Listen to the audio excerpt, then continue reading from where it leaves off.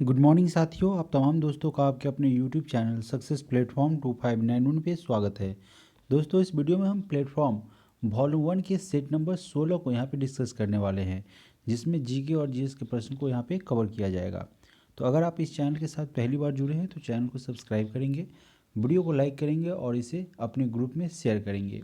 इससे पहले जितने भी क्लास हुए हैं, अगर आपने उसे मिस किया है तो इस चैनल के प्लेलिस्ट में वो तमाम आपको वीडियो मिल जाएंगे। आप वहाँ से एक एक करके सारे वीडियो को देख सकते हैं।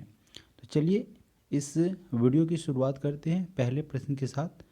पहला प्रश्न है कि नगरपालिका से अभिप्राय भारतीय संविधान के किस अनुच्छेद से है। तो यह अनुच्छेद है 243 त और 243 छ। ठीक है, इसमें दोस्तों 243 त और 243 छ में जो है वह नगर पालिका जो है उससे संबंधित जो है प्रावधान किया गया है। अनुच्छेद 243 से लेकर के 243 य तक। ठीक है ना, तो यही है यहाँ पे।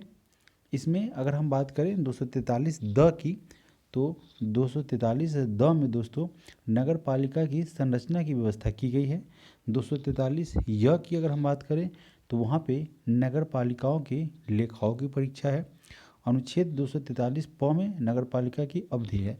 तो अगर आप इस तरीके से चाहते हैं कि यह आपको पूरा सेगमेंट जो कि नगर पालिका से संबंधित है ना, उसका पूरा डिटेल्स आपको बताया जाएगा, तो आप पॉलिटी के क्लास जो कि आपका शुरू है इसी चैनल पे, वह पॉलिटी के क्लास को ज़रूर देखेंगे। वहाँ पे आपको 4 चैप्टर हो चुके हैं, जिसमें आपका मौलिक कर्तव्य है, मौलिक अधिकार हैं, राज्य के नीति निर्देशक तत्व भी है। तो कुल मिला के 4 चैप्टर हुए हैं और सारा पॉलिटी का क्लास जो है डे बाय डे के हिसाब से प्रत्येक दिन एक चैप्टर के हिसाब से आपको कंप्लीट कराया जा रहा है। तो अगर डिटेल्स में चाहते हैं जानकारी तो उस क्लास को ज़रूर ज्वाइन करेंगे।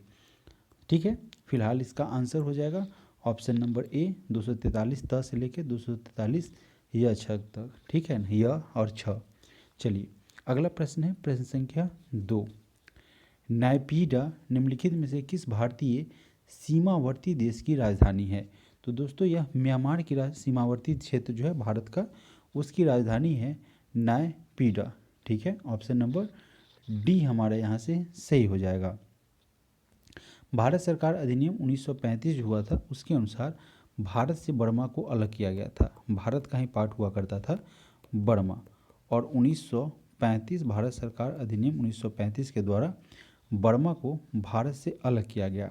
म्यांमार की अगर हम बात करें दोस्तों, तो म्यांमार को स्वर्ण पैगोडा का देश कहा जाता है। ठीक है, स्वर्ण पैगोडा का देश के नाम से जाना जाता है म्यांमार को। अगला प्रश्न है प्रश्न संख्या 3। बर्मा को किस अधिनियम के द्वारा भारत से अलग किया गया था। यह अधिनियम था अधिनियम 1935। ठीक है, अधिनियम 1935, जैसा कि अभी हमने पिछले प्रश्न में बताया था, बर्मा को अधिनियम 1935 के द्वारा भारत से अलग किया गया। उससे पहले बर्मा जो है वो भारत का ही पार्ट था, भारत का ही खंड था। भारत से सरकार अधिनियम 1935 के द्वारा बर्मा से संबंध खंड को इसमें शामिल किया गया। अगला प्रश्न है प्रश्न संख्या 4। उत्तर से दक्षिण की ओर हिमालय की निम्न श्रेणी का सही क्रम बताना है। किधर से, नॉर्थ से लेके साउथ तक।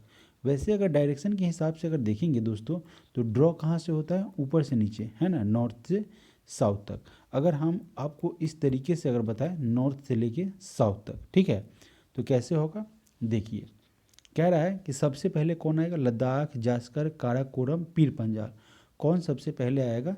तो हमें क्या करना है, श्रेणी के हिसाब से बताना है, नॉर्थ साइड से लेके साउथ साइड तक, है ना, और नहीं तो ऊपर से लेके नीचे तक इस डायरेक्शन में बताना है। तो सबसे पहले आपका कौन आ जाएगा दोस्तों, सबसे पहले आपका आ जाएगा आपका काराकोरम आएगा। ठीक है, तो मान लेते हैं दोस्तों आप एक काराकोरम, यानी कि ऑप्शन नंबर 3 जो है वह काराकोरम। ठीक है, काराकोरम, उत्तर से लेके हमें दक्षिण की तरफ जाना है। काराकोरम के बाद जो है लद्दाख आ जाएगा दोस्तों, लद्दाख आ जाएगा काराकोरम के बाद। फिर आपका जास्कर श्रेणी आएगा और फिर आपका पीर पंजाल आएगा, पीर पंजाल। ठीक है, तो यह आपका उत्तर से लेकर दक्षिण की ओर होगा, आप इसे याद कर सकते हैं। ठीक है, पहला आपका काराकोरम है, दूसरा लद्दाख है, तीसरा जास्कर है और तीसरा पीर पंजाल है। ठीक है, अगर हम का ल जा पी कर देंगे तो इससे आपको याद हो जाएगा। ठीक है ना, काला को काराकोरम और उसके बाद में लद्दाख, जास्कर और पीर पंजाल। प्रश्न संख्या 5, भारत के राष्ट्रीय ध्वज का डिजाइन किसने तैयार किया था? तो यह तैयार किया गया था पिंगली वेंकैया के द्वारा। ऑप्शन नंबर डी हमारे यहाँ से सही आंसर हो जाएगा। और यह जो है दोस्तों पिंगली वेंकैया के द्वारा जो है राष्ट्रीय ध्वज का डिजाइन तैयार किया गया है। अगला प्रश्न है प्रश्न संख्या 6, आईपीएल 2023 के 16वां संस्करण में सर्वाधिक रन किस खिलाड़ी के द्वारा बनाए जाने के कारण उन्हें ऑरेंज कैप दिया है? तो शुभम गिल ने आईपीएल 2023 में सबसे ज़्यादा रन बनाए। और दोस्तों मोहम्मद शमी की बात करें तो मोहम्मद शमी ने सबसे ज़्यादा विकेट लिए, लगभग 28 विकेट लिए थे, लगभग नहीं अप्रोक्स एग्जैक्टली 28 विकेट उन्होंने लिया था और इसके लिए उन्हें पर्पल कैप मिला था। जो सबसे ज़्यादा विकेट लेते हैं उन्हें पर्पल कैप दिया जाता है और शुभम गिल को दोस्तों ऑरेंज कैप मिला था। ठीक है, ऑरेंज कैप मिला था। जो सबसे ज़्यादा रन बनाते हैं उन्हें ऑरेंज कैप प्रदान किया गया था। दोस्तों 2023 के संस्करण का विजेता जो था वह चेन्नई सुपर किंग था। चेन्नई सुपर किंग इसका विजेता था और इसने गुजरात जायंट्स को हराया था। ठीक है, गुजरात जायंट्स को हराया था। उप विजेता आपकी गुजरात जायंट्स थी। प्रश्न संख्या 7, विश्व का विख्यात तेल शोधक कारखाना अबदान कहाँ स्थित है? तो यह दोस्तों ईरान में पड़ता है, जो कि क्या है वर्ल्ड में फेमस है तेल शोधक कारखाना के मामले में, जो कि कहाँ पे है ईरान में स्थित है। भारत के अगर तेल शोधक कारखाना की बात करें तो भारत का सबसे बड़ा तेल शोधक कारखाना जो है वह जामनगर में पड़ता है। अगला प्रश्न है प्रश्न संख्या 8, हमारे संविधान में न्यायिक समीक्षा की धारणा किस देश के संविधान से लिया गया है? तो यह दोस्तों यूनाइटेड स्टेट ऑफ अमेरिका के संविधान से लिया गया है। इसके अलावा अगर इंग्लैंड से बात करेंगे तो यहाँ से संसदीय प्रणाली की व्यवस्था ली गई है, संसदीय प्रणाली। ठीक है, इसकी व्यवस्था जो है इंग्लैंड के संविधान से लिया गया है। कनाडा की अगर बात करेंगे तो यहाँ से संघीय प्रणाली की व्यवस्था का यहाँ से एडॉप्ट किया गया है कनाडा से। इसके अलावा ऑस्ट्रेलिया की बात करें तो यहाँ से दोस्तों समवर्ती सूची का प्रावधान किया गया है अथवा एडॉप्ट किया गया है। अगला प्रश्न है प्रश्न संख्या 9, भारत का संविधान किस तिथि को स्वीकार किया गया था? तो इसे दोस्तों 26 नवंबर 1949 को एक्सेप्ट कर लिया गया था। ठीक है, 26 नवंबर 1949 को जो है यह बनकर तैयार हो गया और संविधान सभा ने उसे अंगीकार भी कर लिया और 26 जनवरी 1950 से इसे क्या कर दिया गया, लागू कर दिया गया, प्रभावी कर दिया गया। आप बोलते हैं ना कि हमारा देश जो है वो गणतंत्र कब हुआ? तो 26 जनवरी 1950 को हुआ। तो यही दोस्तों क्या हुआ, लागू हो गया। अगला प्रश्न है प्रश्न संख्या 10, भारत में प्रधानमंत्री तब तक अपने पद पर रह सकते हैं जब तक उसे प्राप्त है, क्या प्राप्त है दोस्तों? जनता का समर्थन, लोकसभा का विश्वास, राज्यसभा का विश्वास और सशस्त्र बलों का समर्थन। तो दोस्तों जनता का समर्थन होगा तभी तो उन्हें वोट मिलेगा, लेकिन लोकसभा का विश्वास रहेगा। मान लीजिए कि उनका विश्वास पात्र वहाँ से हिल गया, उनके विधायक जो है हट गए तो क्या होगा, सांसद अगर गड़बड़ा जाएंगे तो क्या होगा, सरकार गिर जाएगी ना। तो लोकसभा का विश्वास मिलना चाहिए। ठीक है ना, जनता का समर्थन अलग बात हो गया। तो ऑप्शन नंबर सी हमारा यहाँ से करेक्ट आंसर होगा। प्रश्न संख्या 11, किस संविधान संशोधन के द्वारा पंचायती राज व्यवस्था संस्थाओं की संवैधानिक दर्जा प्रदान किया गया? प्रश्न ये कह रहा है दोस्तों कि किस संविधान संशोधन के द्वारा जो पंचायती राज व्यवस्था है उनको संवैधानिक दर्जा प्राप्त हुआ? तो यह दोस्तों है 73वां संविधान संशोधन, जिसके द्वारा जो है पंचायत को क्या किया गया, वैधानिक दर्जा यानी कि संवैधानिक दर्जा प्रदान किया गया। अनुच्छेद 40 में राज्य को यह निर्देश दिया गया है कि राज्य ग्राम पंचायतों का संगठन करेगा और उन्हें स्वायत्त शासन इकाइयों के रूप में कार्य करने का अधिकार प्रदान करेगा। प्रश्न संख्या 12, निम्नलिखित में से कौन सी रचना महात्मा गांधी के साथ संबंधित नहीं है? अब दोस्तों हिंद स्वराज महात्मा गांधी, हरिजन के लेखक महात्मा गांधी और माई एक्सपेरिमेंट विथ ट्रूथ, यह भी महात्मा गांधी के द्वारा लिखा गया है। ठीक है, और यह दोस्तों, यह जो द होली फैमिली है, यह जो है कार्ल मार्क्स और फ्रेडरिक एंगल्स के द्वारा लिखा गया है। ठीक है, तो ऑप्शन नंबर सी हमारे यहाँ से सही आंसर बनेगा। प्रश्न संख्या 13, निम्नलिखित में से कौन सी पुस्तकें श्री मुल्कराज आनंद की लिखी हुई है?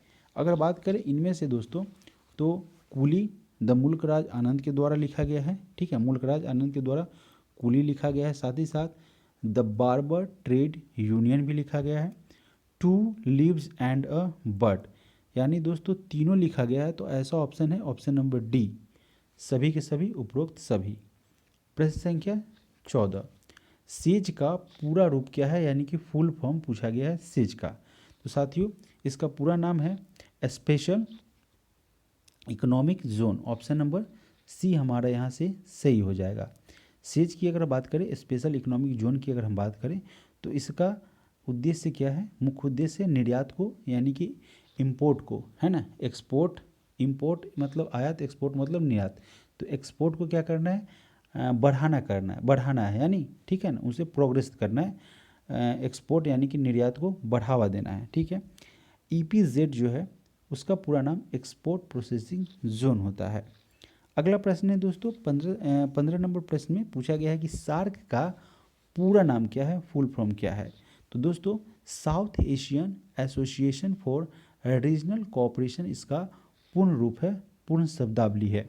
सार्क की स्थापना दोस्तों 8 दिसंबर 1985 को हुई थी, और यह कहाँ किया गया था? ढाका में इसकी स्थापना हुई थी। इसका मुख्यालय दोस्तों काठमांडू में है। काठमांडू यानी कि नेपाल में पड़ता है। काठमांडू में इसका मुख्यालय है। इसके सदस्य देश कुल मिला के 8 सदस्य देश हैं, जिसमें दोस्तों भारत है, ठीक है, इंडिया है, साथ ही साथ पाकिस्तान है, इंडिया है, पाकिस्तान है, बांग्लादेश है, उसके बाद आपका नेपाल है, श्रीलंका है, फिर आपका भूटान पड़ता है, भूटान है, मालदीव है, एवं क्या है? अफगान है, यानी कि अफगानिस्तान है। ठीक है, कुल 8 सदस्य देश हैं इसके। अगला प्रश्न है प्रश्न संख्या 16, मानचित्र में पर्वतों और पहाड़ को दर्शाया जाता है, तो लाल रंग से साथियों उसे डिकोड किया जाता है अथवा हाईलाइट किया जाता है। अगला प्रश्न है प्रश्न संख्या 17, सिल्क यानी कि रेशम का सबसे बड़ा उत्पादक देश कौन सा है? तो सबसे बड़ा उत्पादक है चाइना। ऑप्शन नंबर बी आपका करेक्ट आंसर हो जाएगा। द्वितीय स्थान पर बात करें तो भारत का स्थान क्या है? सेकेंड है। भारत रेशम के उत्पादन में दूसरे स्थान पे है। भारत में कुल मिला के 4 किस्म के रेशम का उत्पादन होता है, जो कि पहला अगर हम बात करें दोस्तों, तो पहला प्रकार है यानी कि टाइप से एरी। दूसरा अगर बात करें तो दूसरा आपका सहतूत है। 4 प्रकार की रेशम का उत्पादन होता है भारत में। तीसरा दोस्तों तसर सिल्क होता है, ठीक है, तसर होता है, और चौथा आपका मूंगा सिल्क होता है। इस 4 प्रकार की सिल्क का प्रोडक्शन उत्पादन भारत में किया जाता है। भारत को मूंगा रेशम के उत्पादन में एकाधिकार प्राप्त है, यानी कि सबसे ज़्यादा उत्पादन करता है भारत। अगला प्रश्न है प्रश्न संख्या 18, कारगिल, जो कि दोस्तों इसका कुछ परिणाम नहीं निकला था, अघोषित युद्ध के समय पाकिस्तान का प्रधानमंत्री कौन था? तो उस समय नवाज शरीफ यहाँ के प्रधानमंत्री हुआ करते थे। कब की बात है दोस्तों? ऑप्शन नंबर बी बात है आपको कारगिल युद्ध। कारगिल युद्ध की अगर हम बात करें तो कब हुआ था? 1999 में हुआ था, और उस समय भारत के प्रधानमंत्री अटल बिहारी वाजपेयी थे, जबकि पाकिस्तान के प्रधानमंत्री जो है वह नवाज शरीफ थे।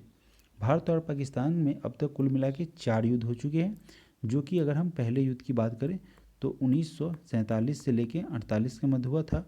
दूसरा युद्ध दोस्तों 1965 में हुआ था, और तीसरा युद्ध यानी कि तृतीय युद्ध 1971 में हुआ था। भारत इसमें जीता था, और इसी के साथ बांग्लादेश का उदय हुआ था। चौथा युद्ध जो है दोस्तों वह 1999 में हुआ था। ठीक है, कारगिल युद्ध जिसको जो अघोषित था, इसमें कोई विजय नहीं हुआ था। प्रश्न संख्या 19, जंप बॉल शब्द निम्नलिखित में से किस खेल से संबंधित है? तो दोस्तों बास्केटबॉल में आप देखते होंगे एक खिलाड़ी कोई भी जंप करके वहाँ पे बास्केट में एक टोकरी लगा रहता है, उसमें क्या करता है, गोल करता है ऊपर की तरफ।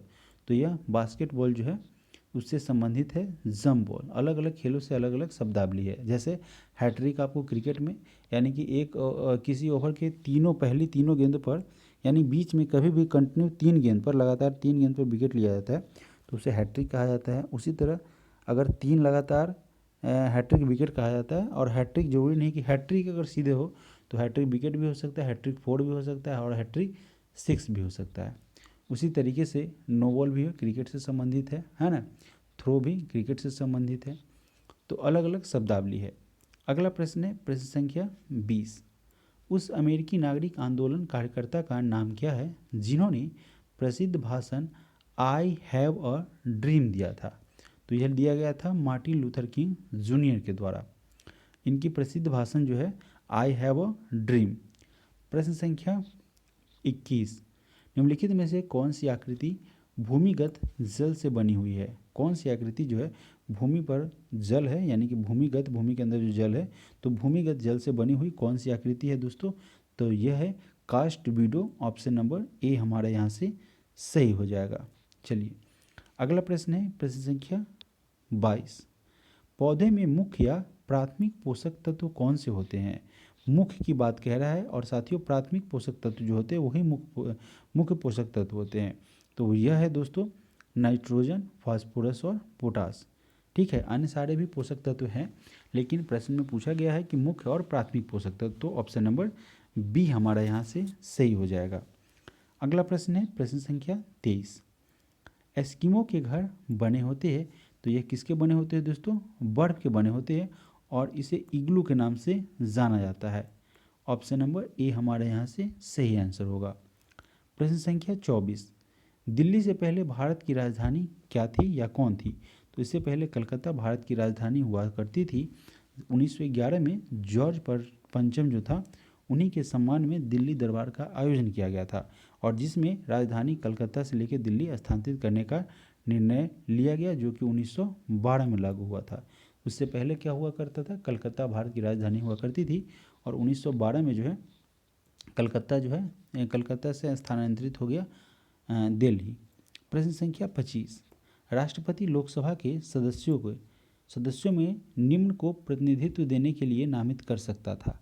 प्रश्न ये कह रहा है कि राष्ट्रपति जो है लोकसभा के सदस्य में किसको प्रतिनिधित्व देने के लिए नामित कर सकता था? तो दोस्तों एंग्लो इंडियन को। ऑप्शन नंबर ए हमारा यहाँ से करेक्ट आंसर हो जाएगा। आर्टिकल 331 था, उसी के आधार पर राष्ट्रपति लोकसभा में एंग्लो इंडियन जो सदस्य थे उन समुदाय में से 2 व्यक्ति को नामित कर सकते थे। अगला प्रश्न प्रश्न संख्या 26। 26 नंबर प्रश्न है कि लाल त्रिकोण का संबंध किससे है?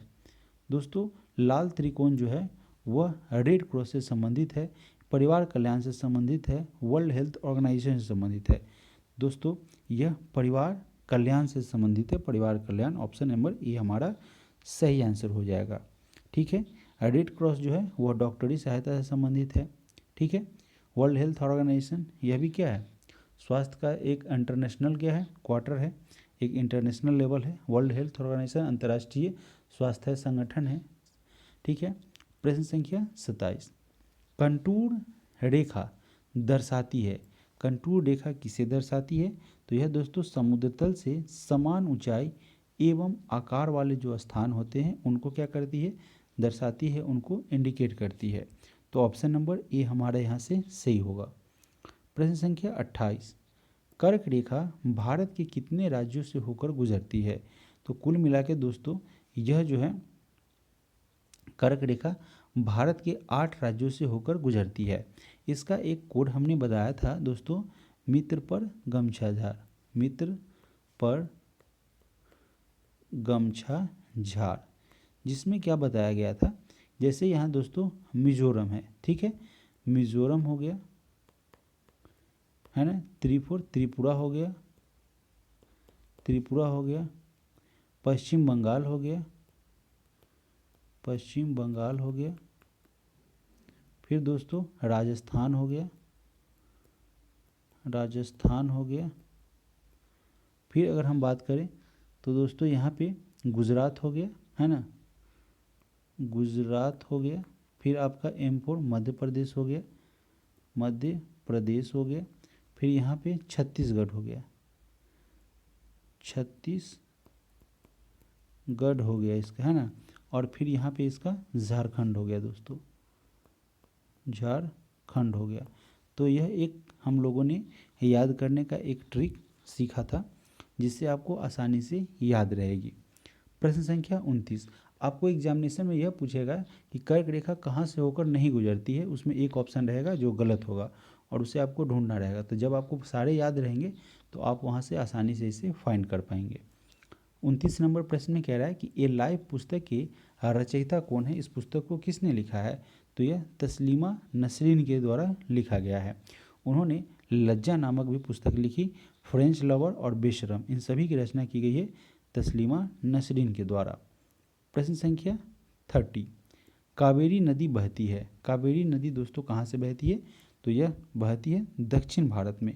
ऑप्शन नंबर बी हमारा यहाँ से करेक्ट आंसर हो जाएगा। यह दोस्तों कर्नाटक के ब्रह्मगिरी से निकलती है, कर्नाटक के ब्रह्मगिरी से निकलती है। ऑप्शन नंबर बी दक्षिण भारत में ये बहती है। प्रश्न संख्या 31, भारतीय वन सर्वेक्षण के द्वारा जारी वन सर्वेक्षण रिपोर्ट 2021 के अनुसार पश्चिम बंगाल के बाद दूसरा सर्वाधिक मैंग्रोव वन किस राज्य के तटवर्ती इलाके में पाई जाती है। सबसे ज़्यादा तो पश्चिम बंगाल में होता है, लेकिन कह रहा है कि पश्चिम बंगाल के बाद दूसरा कहाँ पे। तो दोस्तों ऑप्शन नंबर सी गुजरात यहाँ से करेक्ट आंसर हो जाएगा।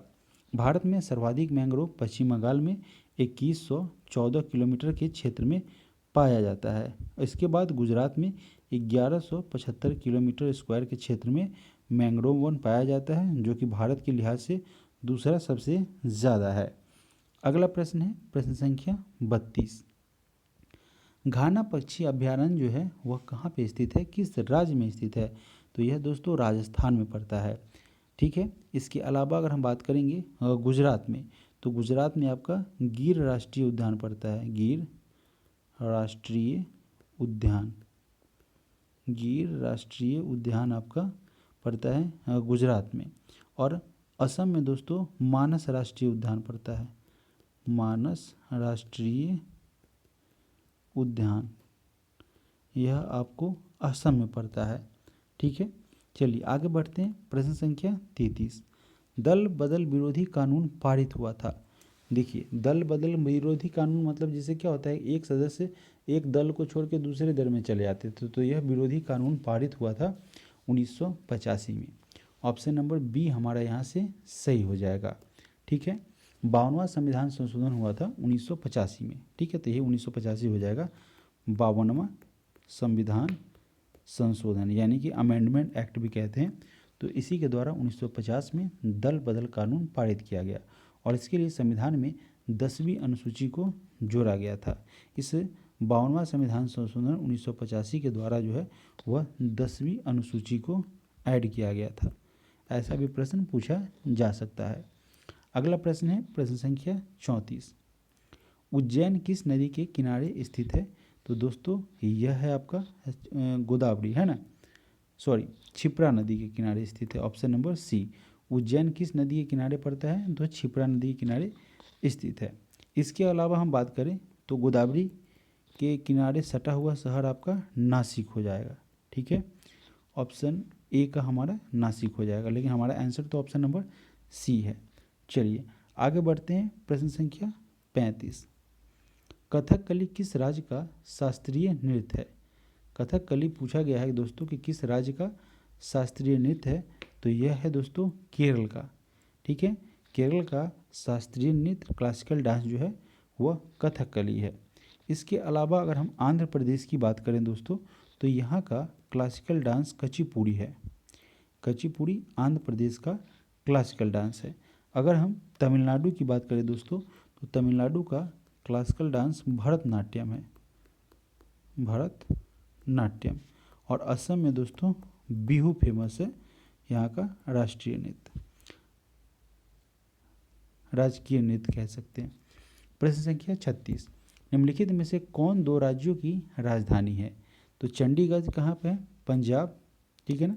ऑप्शन नंबर ए हमारे यहाँ से सही हो जाएगा। पंजाब और हरियाणा दोनों की राजधानी चंडीगढ़ है।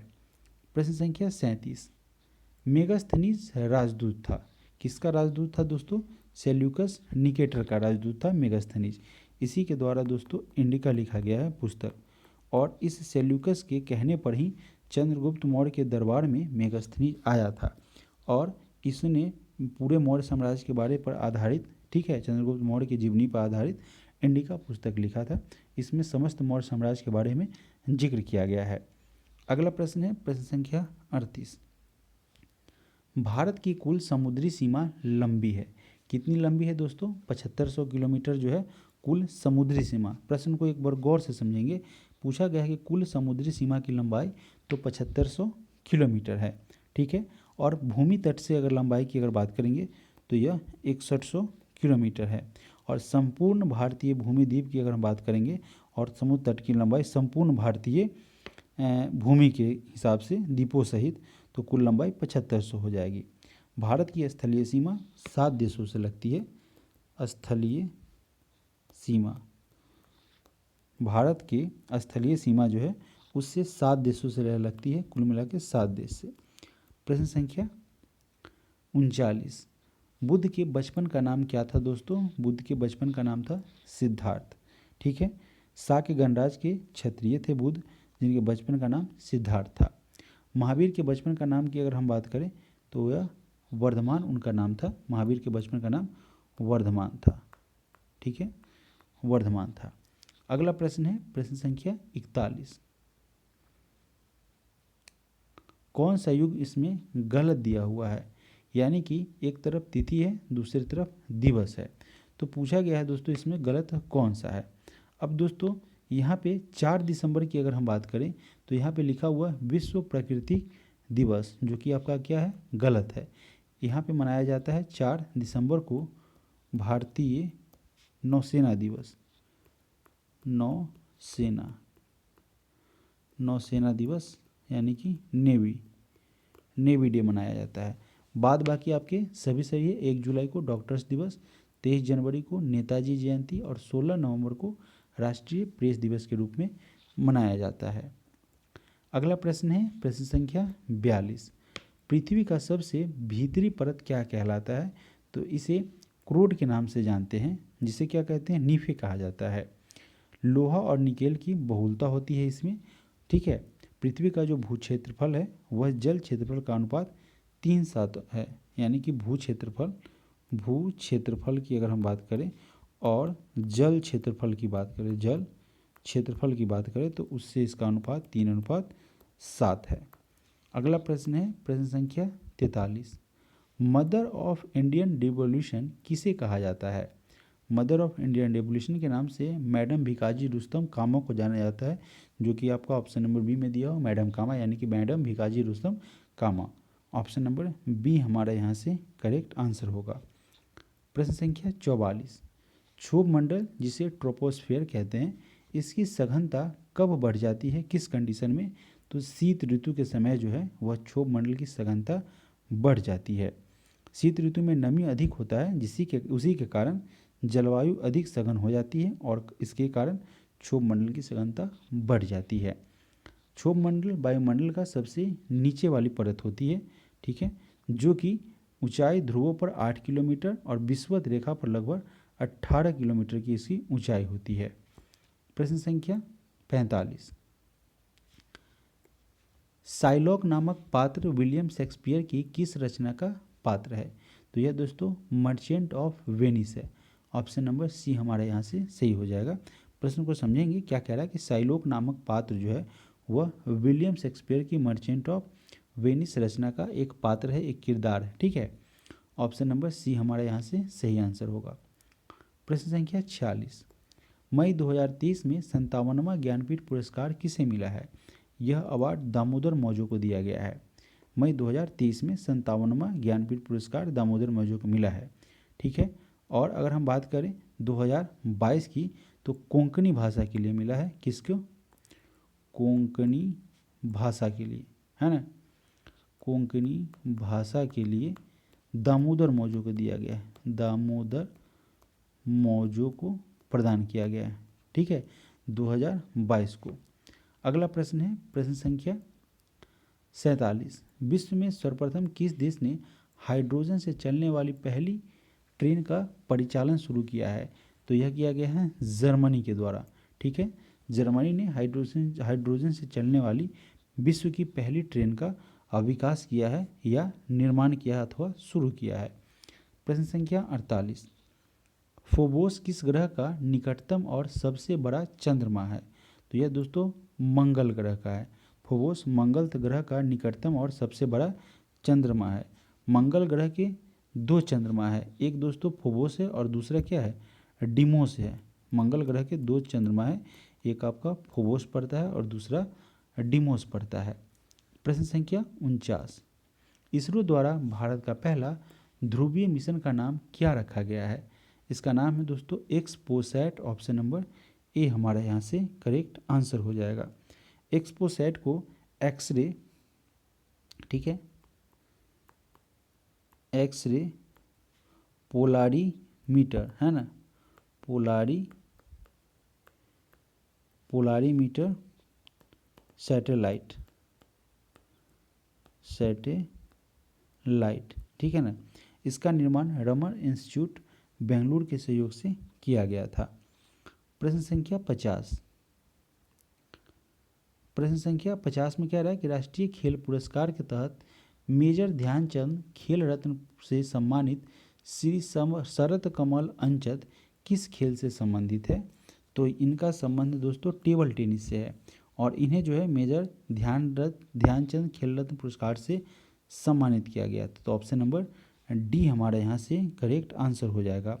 यह पुरस्कार उन्हें जो दोस्तों प्रदान किया गया है वह टेबल टेनिस में बेहतर प्रदर्शन के लिए। अगला प्रश्न है प्रश्न संख्या 51। पारिस्थितिकी तंत्र में उच्चतम पोषण स्तर किसे प्राप्त होता है? तो यह दोस्तों अपघटक को प्राप्त होता है। ऑप्शन नंबर सी हमारा यहाँ से करेक्ट आंसर हो जाएगा।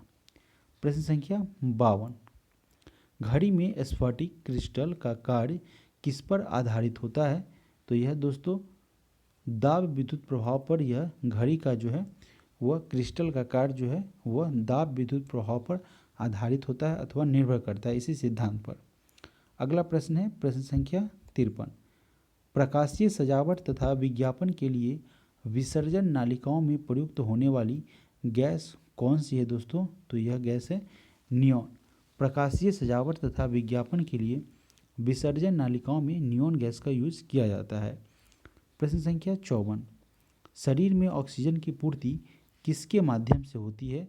तो यह दोस्तों है लाल रक्त कोशिका, रेड ब्लड सेल, RBC, ठीक है।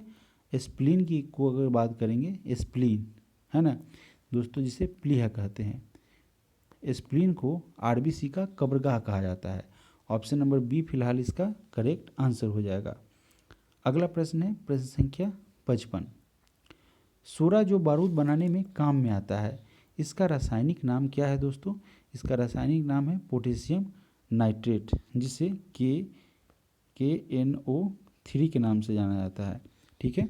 सोरा बनाने में बारूद के सोरा जो है एक सोरा है जो बारूद बनाने के काम में आता है जिसका नाम है पोटेशियम नाइट्रेट, ठीक है। इसका रासायनिक नाम है जिसको KNO3 के द्वारा डिनोट किया जाता है। अगला प्रश्न है प्रश्न संख्या 56। कह रहा है कि एक अवतल लेंस की फोकस दूरी 15 सेंटीमीटर होती है। यदि वस्तु को लेंस के 30 सेंटीमीटर की दूरी पर रखा गया है तो प्रतिबिंब की दूरी ज्ञात कीजिए। तो दोस्तों यही एक फॉर्मूला होता है 1/f, जो पिछले सेट में भी आपको बताया गया था, बाई 1/v माइनस 1/u, ठीक है। अगर हम बात करें दोस्तों तो यहाँ पे क्या निकलेगा 1/v की अगर बात करें क्या लिख रहा है 15 फोकस दूरी, तो 1/15, ठीक है 1/15 और फोकस दूरी यहाँ पे क्या हो जाएगा आपका माइनस में प्लस 1/30 है ना। दूरी की अगर बात करें तो यहाँ 1/1/30 हो रहा है। 15-30 कैल्शियम क्या आ जाएगा 30 आ जाएगा, ठीक है। माइनस में है तो 2 बार में तो -2, फिर 30 से 1 बार में -3, ठीक है। तो 2 और 1 3 -3/30 30, तो 3 से 30 कितना बार में कटेगा, 10 बार में, 10 बार में कटेगा, यानी कि यह माइनस में है, तो यहाँ पे भी बराबर क्या निकल जाएगा, -10। ठीक है, तो उत्तल लेंस जो होती है उसकी फोकस दूरी धनात्मक एवं अवतल लेंस की ऋणात्मक होती है। तो फिलहाल इसका 56 नंबर का आंसर हो जाएगा ऑप्शन नंबर डी, -10 सेंटीमीटर। वर्षा की बूंदें गोल होने का कारण क्या होता है, पृष्ठ तनाव होता है दोस्तों। ठीक है, जल का पृष्ठ तनाव, ऑप्शन नंबर बी हमारा यहाँ से सही हो जाएगा। प्रश्न संख्या 58, किसी पिंड का वेग 2 गुना होने पर उसकी गतिज ऊर्जा क्या हो जाती है, 4 गुना हो जाती है। ऑप्शन नंबर सी हमारे यहाँ से करेक्ट आंसर हो जाएगा। आपको याद हो दोस्तों, काइनेटिक एनर्जी ½ mv²। ठीक है, ½ mv², जब यह 2 गुना हो जाएगा तो क्या हो जाएगा, 2 दूनी 4 हो जाएगा। ठीक है ना, अगर हम 2 गुना करेंगे तो इसमें अगर 2 से मल्टीप्लाई करेंगे तो यह क्या हो जाएगा, 2 से 2 4 हो जाएगा। तो यहाँ क्या हो जाएगा, ऑप्शन नंबर सी यहाँ से करेक्ट आंसर होगा। प्रश्न संख्या 59, शराब के अत्यधिक उपभोग से क्षति होती है, क्या डैमेज हो जाता है दोस्तों, तो यह यकृत जो है इसे डैमेज होता है। शराब अगर अधिक पिया जाता है किसी व्यक्ति के द्वारा तो उसका लीवर जो है सबसे अधिक इफेक्टेड होता है, क्योंकि शराब में अत्यधिक मात्रा में इथाइल अल्कोहल होता है। ठीक है, जो इसे डैमेज करता है। प्रश्न संख्या 60, सैलो तथा खनिज में सर्वाधिक मात्रा में पाया जाने वाला तत्व कौन सा है दोस्तों, तो यह तत्व है कार्बन। ठीक है, कार्बन सबसे ज़्यादा पाया जाता है, इसकी परमाणु संख्या 6 होती है और यह पी ब्लॉक का तत्व है। कार्बन की परमाणु संख्या की अगर बात करेंगे, परमाणु संख्या तो 6 होती है और यह पी ब्लॉक का सदस्य है, पी ब्लॉक का सदस्य है। अगला प्रश्न है प्रश्न संख्या 61, MnO2 + HCl MnCl2, इसके प्रक्रिया स्वरूप रासायनिक अभिक्रिया जो होती है उसके स्वरूप MnCl2 + H2O + Cl2 के द्वारा की दी गई अभिक्रिया उदाहरण है। किसका उदाहरण है दोस्तों, तो यह रेडॉक्स का उदाहरण है। ठीक है, रेडॉक्स जो है इसके परिणाम स्वरूप, इस दोनों के रासायनिक अभिक्रिया के परिणाम स्वरूप इसका निर्माण होता है। अगला प्रश्न है प्रश्न संख्या 62, दही का जमना कौन सी प्रक्रिया है, तो इसे रासायनिक प्रतिक्रिया कहते हैं। ठीक है, दही का जमना जो है यह रासायनिक प्रक्रिया है। अगला प्रश्न है प्रश्न संख्या 63, सोडियम सल्फेट और बेरियम क्लोराइड की अभिक्रिया में बनने वाला सफ़ेद अवक्षेप क्या होता है, तो इसे दोस्तों बेरियम सल्फेट के नाम से जानते हैं। ऑप्शन नंबर ए हमारे यहाँ से सही आंसर हो जाएगा। प्रश्न संख्या 64, आधुनिक आवर्त सारणी में अंतिम उपधातु कौन है, अंतिम उपधातु दोस्तों पोलोनियम है। ठीक है, पोलोनियम के सर्वाधिक संख्या में समस्थानिक पाए जाते हैं और पोलोनियम मानव निर्मित प्रथम तत्व है। मानव निर्मित यानी कि मानव के द्वारा निर्मित किया गया प्रथम क्या है, तत्व है, प्रथम तत्व है पोलोनियम, जिसे पीओ के द्वारा डिकोड करते हैं। इसका परमाणु संख्या इसका 84 होता है और समस्थानिकों की संख्या इसमें 210 होती है। प्रश्न संख्या 66, ध्वनि तरंगों की गति 700 मीटर पर सेकेंड टू द पावर -1 है। ध्वनि तरंगें 7 किलोमीटर की यात्रा करने में कितना समय लेगी, कितना टाइम लगेगा दोस्तों, तो टाइम लगेगा, टाइम बराबर क्या हो जाएगा 7 × 1000 मीटर बाय 700 मीटर। ठीक है, अगर आप इसे कट करेंगे तो 100 से ये कट जाएगा, 2 जीरो से 2 जीरो कट जाएगा, तो कितना लगेगा 10 सेकेंड लगेगा। ठीक है, ऑप्शन नंबर यहाँ से दोस्तों सी हमारा यहाँ से करेक्ट आंसर होगा। प्रश्न संख्या 67, मीथेन गैस बनती है, कब बनती है, तो सोडियम एसीटेट को सोडा लाइम के साथ गर्म किया जाता है तो मीथेन यानी कि CH4 का निर्माण होता है।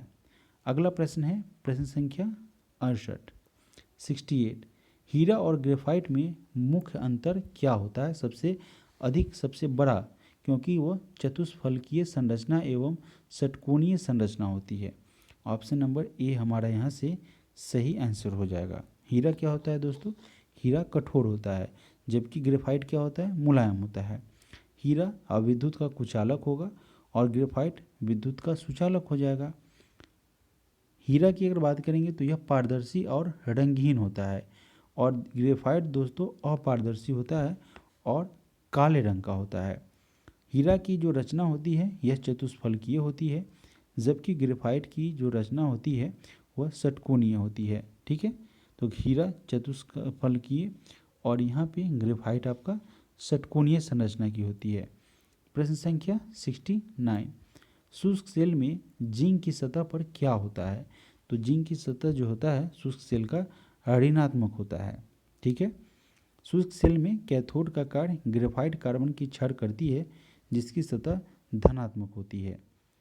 प्रश्न संख्या 70, आदर्श गैस नियम के अनुसार गैस का ग्राम अणुक आयतन कितना होता है? इसका ग्राम अणुक आयतन जो है दोस्तों वो 22.4 लीटर होता है। आदर्श गैस की अगर हम बात करें तो इसका समीकरण होता है PV बराबर NRT। ठीक है, इसी के अनुसार जो है इसका क्या होता है 22.4 लीटर होता है। प्रश्न संख्या 71, मानव में कौन सा रक्त ग्रुप प्रायः अधिक पाया जाता है? सबसे ज़्यादा देखने को मिलता है B positive. Option number B हमारा यहाँ से करेक्ट आंसर हो जाएगा। बी पॉजिटिव वालों की संख्या की अगर हम बात करेंगे दोस्तों तो 32.09% तक पाया जाता है। ए पॉजिटिव की अगर बात करें, ठीक है ना, बी पॉजिटिव, अगर हम ए पॉजिटिव की बात करें तो 21.8% तक पाया जाता है। ओ पॉजिटिव की दोस्तों हम बात करें तो यह आपका 32.53% तक पाया जाता है। 32.53%। अब दोस्तों सबसे ज़्यादा किसका हो जाएगा? तो बी पॉजिटिव अथवा ओ पॉजिटिव। ठीक है, देखिए प्रश्न में यह पूछा गया था कि सबसे ज़्यादा मानव में कौन सा रक्त ग्रुप प्रायः अधिक पाया जाता है। तो इसका आंसर क्या होना था साथियों? सबसे ज़्यादा आपको देखने को मिलते हैं ओ पॉजिटिव को। ठीक है, चलिए आगे बढ़ते हैं। ओ पॉजिटिव, प्रश्न संख्या 72, किशोरों को प्रतिदिन औसत मात्रा वाले कितने संतुलित आहार देने चाहिए? तो 3 संतुलित आहार देने चाहिए। ऑप्शन नंबर बी हमारा यहाँ से सही हो जाएगा। ठीक है, प्रश्न संख्या 73, सिंथेटिक फाइबर और synthetic rubber, plastic, dye stop drugs और फार्मास्यूटिकल्स के निर्माण के लिए किसका उपयोग किया जाता है? इसके इस्तेमाल के लिए, इसके उत्पादन के लिए, इसके निर्माण के लिए पेट्रो रसायन का यूज़ किया जाता है। ऑप्शन नंबर डी हमारे यहाँ से करेक्ट आंसर हो जाएगा। पेट्रो रसायन उद्योग को कच्चा माल पेट्रोलियम उत्पाद से प्राप्त किया जाता है। प्रश्न संख्या 74, कुछ बहुकोशिकीय सजीव में जैसे कि राइजोपस, मशरूम और कुछ जीवाणु, एस्परजिलस इत्यादि का प्रजनन इस प्रकार होता है कि दोस्तों क्या होता है? बीजाणु होता है। ठीक है, बीजाणु। कुछ बहुकोषीय यानी कि ऐसे सजीव जिसमें बहुत सारे कोशिकाएं होती है। तो बहुकोषीय सजीव जो होते हैं जैसे कि राइजोपस, मशरूम और कुछ जीवाणु एस्परजिलस होते हैं, इनका प्रजनन बीजाणु से होता है। प्रश्न संख्या 75 नंबर प्रश्न में पूछा गया है दोस्तों कि साइक्लोस्टोमेटा जबड़े रहित डैश होते हैं। उनमें जबड़ा रहित क्या होता है? कशेरुकी होते हैं। ठीक है, वर्टिब्रेटा। तो ऑप्शन नंबर डी हमारा यहाँ से सही हो जाएगा। साइक्लोक्लोमेटा जो है वह जबड़े रहित कशेरुकी वर्टिब्रेट होते हैं। कशेरुकियों के कशेरुक दंड के ऊपर तंत्रिका का एक बंडल होता है और उसके नीचे आहार नाल मौजूद होता है। तो दोस्तों यह सेट नंबर 16 आपका कंप्लीट हुआ। मिलेंगे आपसे अगले वीडियो में जिसमें सेट नंबर 17 को कंप्लीट किया जाएगा। अगर आप इस चैनल से जुड़े किसी भी वीडियो को देखना चाहते हैं, किसी भी सेट प्रैक्टिस को देना चाहते हैं, तो आप इसे सब्सक्राइब करके इसके प्लेलिस्ट के माध्यम से आप सारे वीडियो को जो आपने नहीं किया है कवर कर सकते हैं। और साथ ही साथ पॉलिटी की क्लास चल रही है, आप उसे भी ज़रूर देखें ताकि आपका डेप्थ वहाँ पे जानकारी आपको मिल पाए। आप सभी लोगों का इस चैनल के साथ जुड़ने के लिए बहुत बहुत धन्यवाद। Thank you so much.